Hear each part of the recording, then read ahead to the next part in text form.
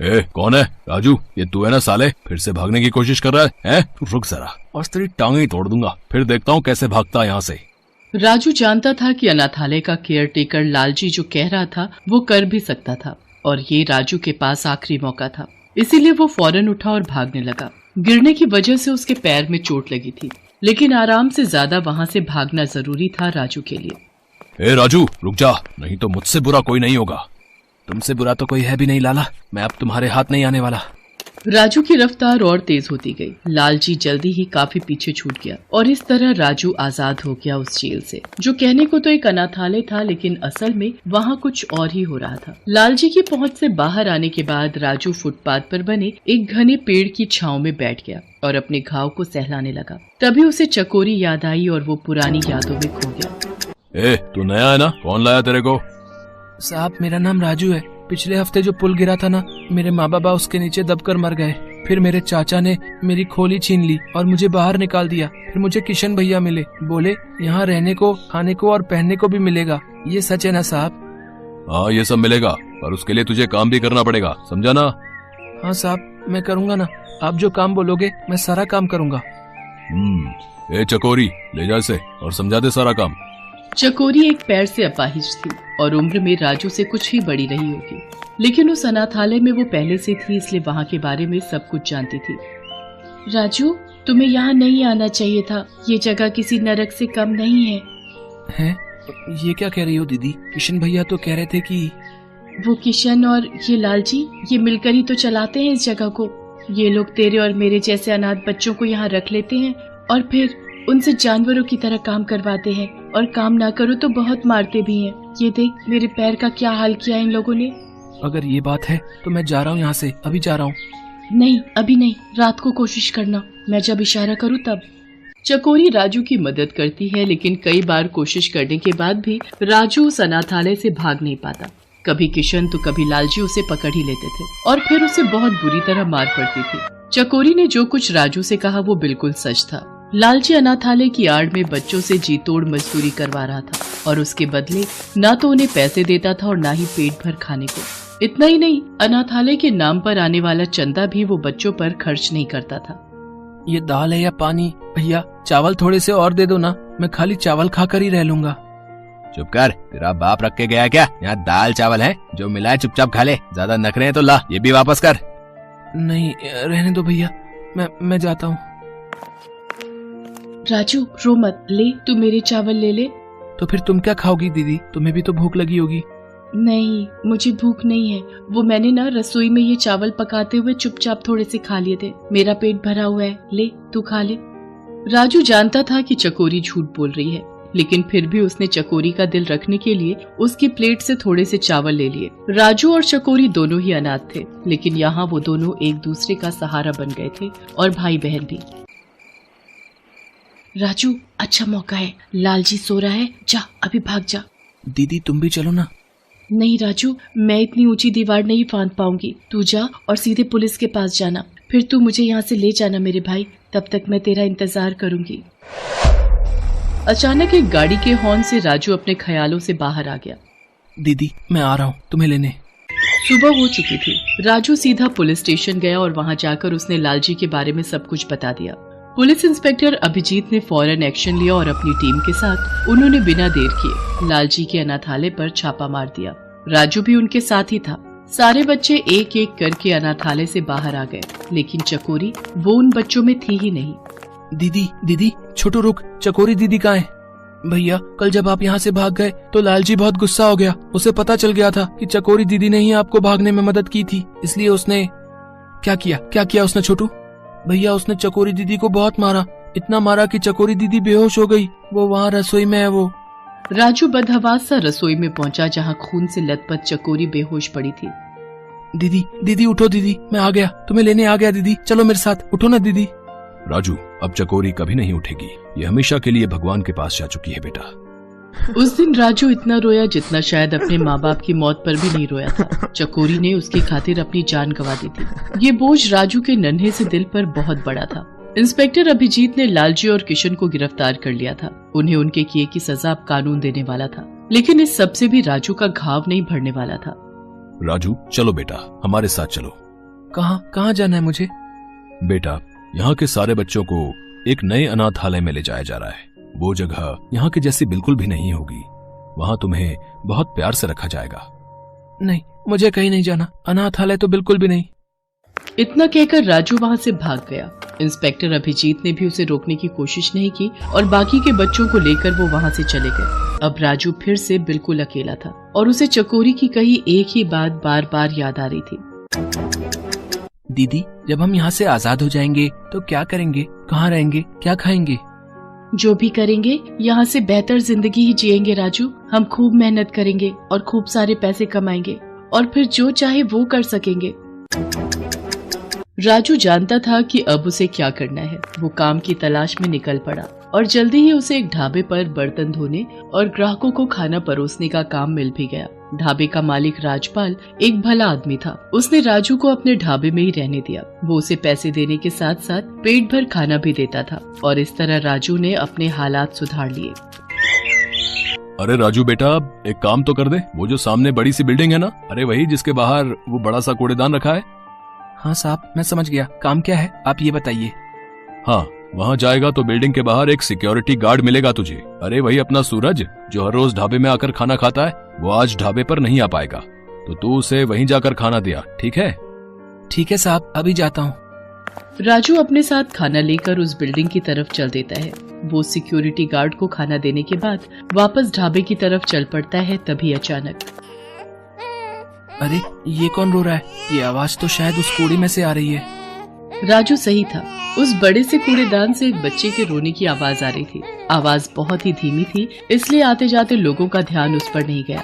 लेकिन राजू ने जैसे ही उस आवाज को सुना तो वो बिना देर किए उस आवाज की तरफ गया और फटाफट कूड़ेदान से कूड़ा बाहर निकालने लगा। अरे ये तो वहाँ कूड़े के ढेर के बीच एक नवजात बच्ची थी जिसकी सांसें और आवाज किसी भी वक्त बंद होने वाली थी। राजू उस बच्ची को लेकर फौरन ढाबे के मालिक राजपाल के पास गया और उसे सब कुछ बताया। राजू चल बेटा, इसे फौरन अस्पताल लेकर जाना होगा। सही वक्त पर अस्पताल पहुंचने से उस बच्ची की जान बच गई। राजपाल ने अस्पताल की फीस भरी और फिर उस बच्ची के बारे में पुलिस को इत्तला कर दी। साहब, वो पुलिस वाले अंकल ने क्या कहा? इसके माँ बाप कब तक मिल जाएंगे? सच कहूँ राजू तो पुलिस के भरोसे बैठे रहना बेकार ही है। तू ही सोच, जिन जालिमों ने इस मासूम को कूड़े के ढेर में फेंक दिया, भला वो लोग अब क्यों अपनाएंगे इसे? मेरे भी पहले से 2 बच्चे हैं तो मैं भी इसके लिए कुछ कर पाने की स्थिति में नहीं हूँ। फिलहाल मुझे लगता है इसे किसी अनाथ आश्रम को सौंप देना ही बेहतर रहेगा। राजपाल के मुंह से अनाथ आश्रम का नाम सुनते ही राजू सिहर उठा। उसे बीती सारी बातें याद आने लगी। वो काफी देर तक उस बच्ची को गोद में लिए उसे देखता रहा। तभी राजपाल ने राजू से कहा, राजू क्या कर रहा है? चलना, यहाँ पास में ही एक अनाथ आश्रम है, चल वहीं पर चलते हैं। नहीं साहब, मैं इसे किसी को नहीं दूंगा। मेरा इस दुनिया में कोई नहीं है और इसका भी कोई नहीं है, तो इस हिसाब से हम दोनों भाई बहन हुए ना। सोच ले राजू, ये एक बड़ी जिम्मेदारी है। सोच लिया साहब, आज से मैं इसका बड़ा भाई और ये मेरी छोटी बहन चकोरी। ये कहते हुए राजू के चेहरे पर एक अजीब सा सुकून था। वो मेहनती तो पहले से ही था, लेकिन उस दिन से जिम्मेदार भी हो गया। अब ना तो वो अकेला था और ना ही परेशान। उस छोटी सी चकोरी के रूप में उसे जीने का मकसद जो मिल गया था। रात आधी से ज्यादा बीत चुकी थी। सारा शहर अंधेरे और सन्नाटे की आगोश में था। शहर का अनाथालय अंधेरे में डूबा हुआ था। वहाँ का चौकीदार भी नींद में ऊँघ रहा था। अनाथालय में एक साया धीरे धीरे बाहर के गेट की ओर बढ़ रहा था। गेट पर पहुंचकर वो साया गेट पर चढ़ गया और दूसरी तरफ कूद पड़ा। उसके कूदने की आवाज से चौकीदार हड़बड़ाकर उठा और चिल्लाया, कौन है? कौन है? उस साये ने कोई जवाब नहीं दिया और सड़क की तरफ दौड़ लगा दी। चौकीदार समझ गया कि अनाथालय का कोई लड़का भागने की कोशिश कर रहा है। वो जोर जोर से सीटी बजाने लगा। सीटी की आवाज से अनाथालय के दूसरे लोग भी जाग गए, मगर तब तक वो लड़का काफी दूर निकल चुका था। उस भागने वाले लड़के का नाम सचिन था। उसकी उम्र 12 साल थी। भागते भागते वो रेलवे स्टेशन पहुंच गया। वहाँ दिल्ली जाने वाली ट्रेन रुकी हुई थी। लड़का उसी ट्रेन में चढ़ गया। ट्रेन में सब लोग सोए हुए थे। केवल एक अधेड़ उम्र का आदमी जगा हुआ था। क्यों बे छोकरे, घर से भागा है क्या? नहीं, घर से नहीं, अनाथालय से भागा हूँ। क्यों, ऐसी क्या बात हो गई जो इतनी रात को भाग आया है, हैं? क्योंकि वो अनाथालय नहीं, कसाई खाना था। वहाँ दिन भर हमसे जानवरों की तरह काम करवाया जाता था। छोटी छोटी गलतियों पर बेंच से पीटा जाता था। कभी कभी तो दिन दिन भर हमें खाना भी नहीं दिया जाता था और मार पड़ती थी सो अलग। ओह, तो अब क्या सोचा है? कहाँ जाएगा? क्या करेगा? जहाँ रास्ते ले जाएं। इस तरह सचिन और वो आदमी बातें करते रहे और ट्रेन अपनी मंजिल की ओर बढ़ती गई। सुबह ट्रेन दिल्ली पहुंच गई। चल भाई, अपना स्टेशन तो आ गया, हम चलते हैं, तू अपना ख्याल रखना। इतना कहकर वो आदमी वहाँ से चला गया, मगर सचिन स्टेशन पर ही रुक गया। दिल्ली तो पहुंच गया, अब यहाँ क्या करूं? तभी उसकी नजर कुछ और लड़कों पर पड़ी। उनकी उम्र भी सचिन जितनी ही थी। वो सब स्टेशन पर बिखरी प्लास्टिक की बोतलों को जमा कर रहे थे। मैं भी इन बोतलों को जमा करके बेचूंगा।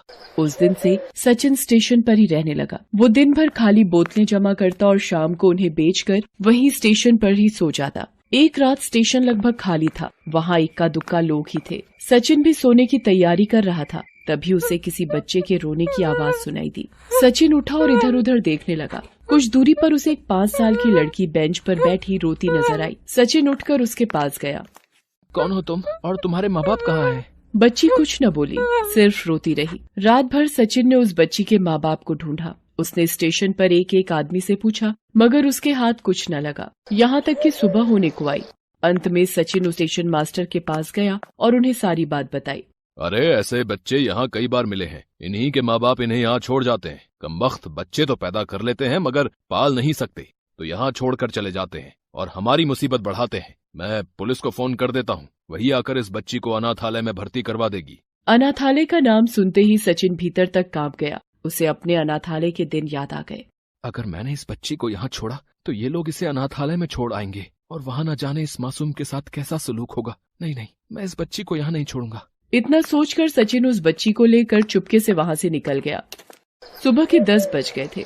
सचिन चला जा रहा था। तभी बच्ची ने कहा, भूख लगी है। सचिन ने अपनी जेब टटोली। कुल 20 ही रुपए थे। बच्ची को लिए वो एक कुलचे वाले के पास गया और उस बच्ची को 1 प्लेट कुलचा दिलवाया। बच्ची कुलचा खाते हुए सचिन से बोली, भैया तुम भी खाओ, तुमको भी भूख लगी होगी ना, लो मैं तुमको खिलाती हूँ। इतना कहकर बच्ची सचिन को खिलाने लगी। सचिन की आंखों में आंसू आ गए। इतने प्यार और अपनेपन से आज पहली बार किसी ने उसे बुलाया था। बच्ची के मुंह से अपने लिए भैया शब्द सुनकर उसके दिल को बहुत सुकून मिला था। अब चाहे जो हो जाए, आज से ये मेरी बहन है। इसकी खुशी के लिए मैं हर काम करूंगा। खुद को मेहनत की भट्टी में झोंक दूंगा, मगर अपनी बहन को कोई दुख नहीं आने दूंगा। खाने के बाद सचिन अपने और अपनी बहन के सर छुपाने की जगह ढूंढने लगा। जल्दी ही उसे एक झुग्गी मिल गई। मकान मालिक दयालु था। उसने अगले महीने पैसे लेने की बात मान ली। सचिन अपनी बहन के साथ वहाँ रहने लगा।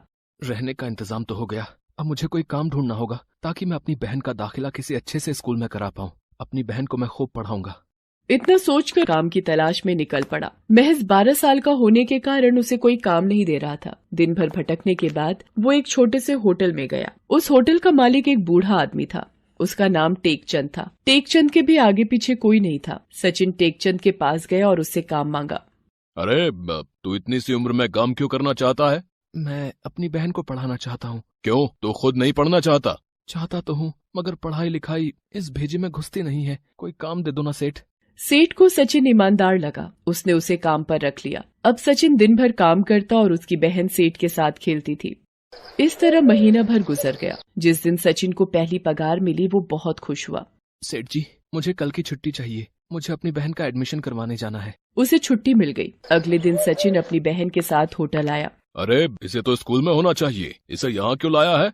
इसका दाखिला नहीं हुआ सेठ जी। क्यों? हमारे माँ बाप नहीं है ना, बिना माँ या पिता के साइन के इसका दाखिला नहीं हुआ। अरे एक साइन नहीं हुआ तो क्या इसकी पढ़ाई रुक जाएगी? चल मैं चलता हूँ स्कूल, मैं बनूंगा तुम्हारा गार्जियन। देखते हैं दाखिला कैसे नहीं मिलता। फिर सेठ टेकचंद ने उनका गार्जियन बनकर सचिन की बहन का दाखिला करवाया। फॉर्म में सचिन ने अपनी बहन का नाम स्वाति लिखवाया। ये नाम सचिन ने ही उसे दिया था। वक्त का पहिया घूमता रहा। सचिन और स्वाति धीरे धीरे बड़े होने लगे। स्वाति पढ़ाई में काफी होशियार थी। एक एक कर सफलता की सीढ़ी चढ़ते हुए उसने 12वीं में पूरे जिले में टॉप किया। फिर अपनी काबिलियत के दम पर स्वाति का दाखिला शहर के मेडिकल कॉलेज में हो गया। सचिन की तो खुशी का ठिकाना ही नहीं रहा। सचिन सबसे कहता था, मैं तो कुछ न बन पाया, मगर अब मेरी ये बहन डॉक्टर जरूर बनेगी। उधर टेकचंद की तबीयत खराब रहने लगी थी। वो अब होटल कम ही आता था। उसने अब सचिन को होटल का मैनेजर बना दिया था। उसे सचिन पर अपने बेटे की तरह भरोसा था। एक दिन सचिन बेटा, मेरे आगे पीछे कोई नहीं है। मुझे हमेशा ये डर लगा रहता था कि मेरे मरने के बाद इस शरीर को आग कौन देगा। भगवान ने तुझे भेजकर वो कमी पूरी कर दी है बेटा। मेरा बेटा है तू। आज से मैं ये होटल और घर तेरे नाम करता हूँ। आज से इनका मालिक तू है बेटा। बस एक वादा करना, मैं जिधर भी मरूं मेरी चिता को तू ही आग लगाना। सचिन की आंख भर आई और गला भर्रा गया। वो कुछ बोल नहीं सका। तकदीर भी कितनी अजीब होती है। जब नहीं था तो कोई नहीं था, अब मिले तो बहन और पिता दोनों मिल गए। इस घटना के कुछ दिनों के बाद टेकचंद का देहांत हो गया। टेकचंद का अंतिम संस्कार करने के बाद सचिन ने होटल का धंधा संभाला। उसने देखा कि छोटा होटल होने के कारण यहाँ ज्यादा लोग नहीं आते, इसलिए उसने बैंक से लोन लेकर पहले होटल को सजाया संवारा। उसने होटल की काया ही पलट दी। अब वो कोई छोटा मोटा होटल नहीं रहा, बल्कि शहर का जाना माना रेस्तरां बन गया। इसके बाद तो सचिन सफलता की सीढ़ियां चढ़ता गया और फिर कुछ ही सालों में उसने टेकचंद होटल एंड रेस्टोरेंट्स के नाम से शहर और आसपास कई सारे होटल्स की चेन खड़ी कर शहर का जाना माना रईस बन गया। किसने सोचा था कि अनाथालय से भागने वाला वो 2 हाथ का छोकरा सारे शहर पर राज करेगा। उधर स्वाति की मेडिकल की पढ़ाई भी पूरी हो गई और उसने अपने पूरे बैच में टॉप किया था। उस दिन स्वाति को इनाम मिलना था।